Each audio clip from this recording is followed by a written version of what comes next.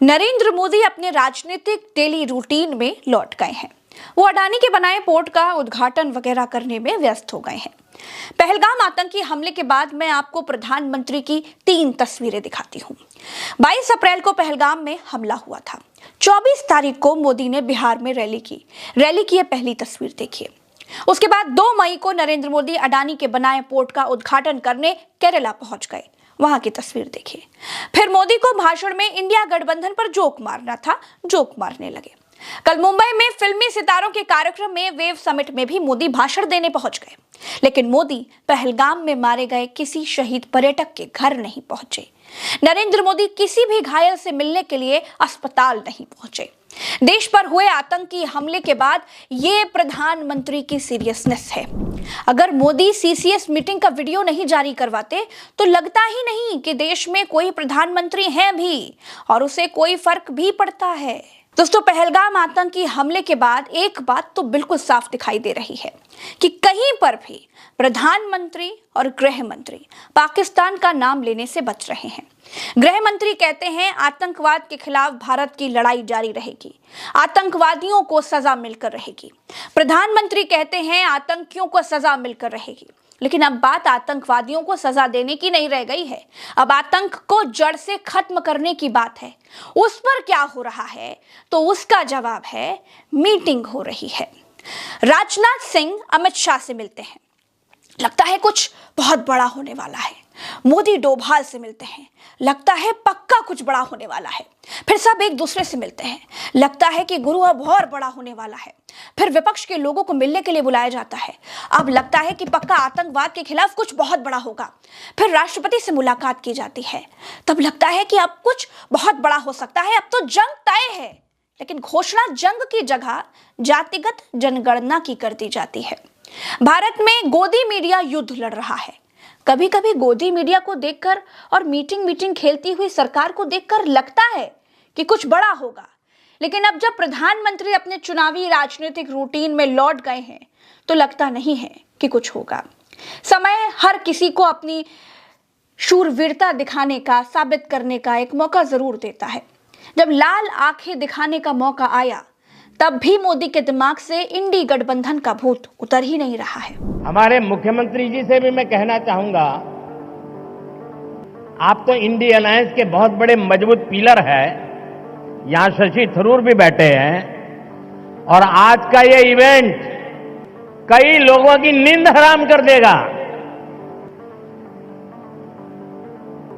നമ്മുടെ എയർലൈൻസുമായിട്ടുള്ള ബന്ധപ്പെട്ട പ്രശ്നങ്ങൾ, അതുമായി ബന്ധപ്പെട്ട കാര്യങ്ങളിലും ആവശ്യമായ ശ്രദ്ധ നൽകണം.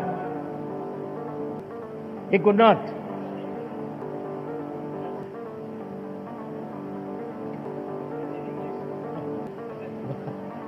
कल मैसेज चला गया जहां जा रहा था।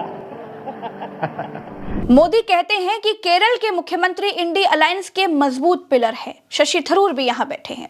आज का ये इवेंट कई लोगों की नींद हराम कर देगा। केरल के मुख्यमंत्री को समझ में नहीं आता है, उनके चेहरे के एक्सप्रेशन बिल्कुल नहीं बदले। लोगों को भी समझ में नहीं आता है कि किन लोगों की नींद हराम हो जाएगी। भाई, ट्रांसलेटर लोगों को मोदी का मजाक समझाने के लिए दक्षिण भाषा में ट्रांसलेट भी करके बताता है, फिर भी लोगों को समझ में नहीं आता है। जब मोदी के सस्ते मजाक पर कोई नहीं हंसा तो 2 अक्षर अंग्रेजी में बोलकर मोदी जी खुद ही हंसने लगे। मोदी कहते हैं मैसेज चला गया जहां जाना था। मिस्टर मोदी, मैसेज तो पाकिस्तान को देना था, मैसेज तो आतंकवादियों को देना था, लेकिन आप मस्खरी वाले मैसेज इंडिया गठबंधन को दे रहे हैं। जब आपको भारत की पावर दुनिया को दिखानी थी तब आप इंडिया गठबंधन को मैसेज दे रहे हैं, मस्खरी गिरी कर रहे हैं। He could not.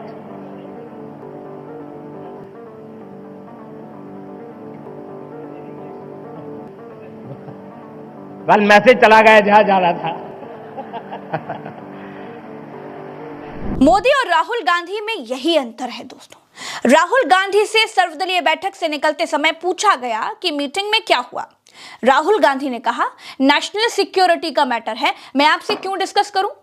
Rahul Gandhi से पूछा गया कि क्या मोदी ने बिहार चुनाव के लिए जंग की जगह जातिगत जनगणना कराने का फैसला लिया। राहुल गांधी ने कहा कि मुझे नहीं लगता। Do you think that this decision has been taken in light of the upcoming Bihar polls? No, I don't think so. Rahul Gandhi ने पहलगाम हमले के बाद एक ही बात दोहराई कि आतंकवाद के खिलाफ सख्त से सख्त एक्शन होना ही चाहिए। नरेंद्र मोदी को एक्शन लेना है,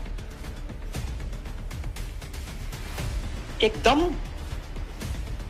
एक्शन लेना है, और पूरा का पूरा विपक्ष उनके साथ खड़ा है।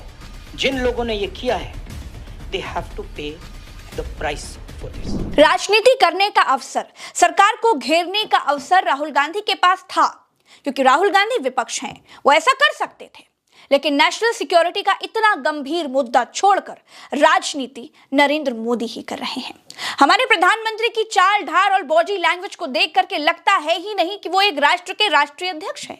जैसे रोहित शेट्टी स्टंट डायरेक्टर हैं, जैसे ओपी शर्मा जादूगर हैं, जैसे सचिन तेंदुलकर एक खिलाड़ी हैं, जैसे अमिताभ बच्चन देश के हर इश्यू पर आंख मूंद लेने वाले एक्टर हैं, उसी तरह नरेंद्र मोदी आज की तारीख में भाजपा प्रचारक, चुनाव प्रचारक समिति के सरगना के सिवा कुछ और नजर ही नहीं आते हैं।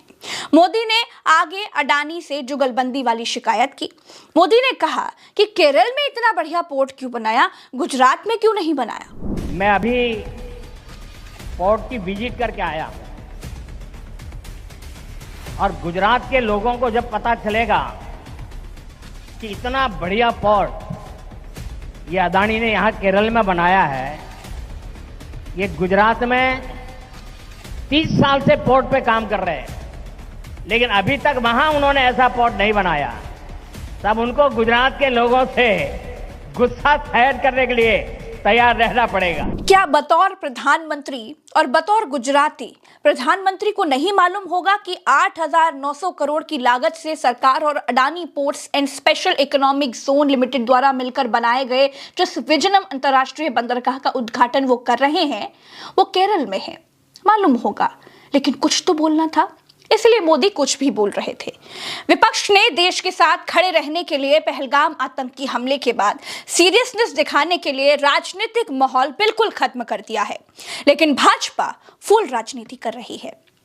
अमित शाह उत्तर प्रदेश बिहार चुनाव के मुद्दे पर ओम प्रकाश राजभर से मिले, बिहार चुनाव के लिए शाह जीतन राम मांझी से मिले। मोदी इंडी अलायंस का नाम लेकर मस्खरी कर रहे हैं, बिहार में रैली कर रहे हैं। भाजपा और कांग्रेस की हरकतों का जब आप विश्लेषण करेंगे तो कांग्रेस आपको भाजपा से ज्यादा सीरियस दिखलाई देगी। बाकी 11 दिन बीत गए हैं, अब तक ना हमलावर आतंकी मारे गए, ना ही आतंकियों को शरण देने वालों के खिलाफ कोई कार्रवाई की गई है। दोस्तों, इस वीडियो में फिलहाल इतना ही। राम राम, दुआ सलाम, जय हिंद। चैनल को सब्सक्राइब जरूर कीजिए, साथ जुड़िए, साथ जुड़ेंगे तो सच को और सामर्थ्य मिलेगा। नमस्कार।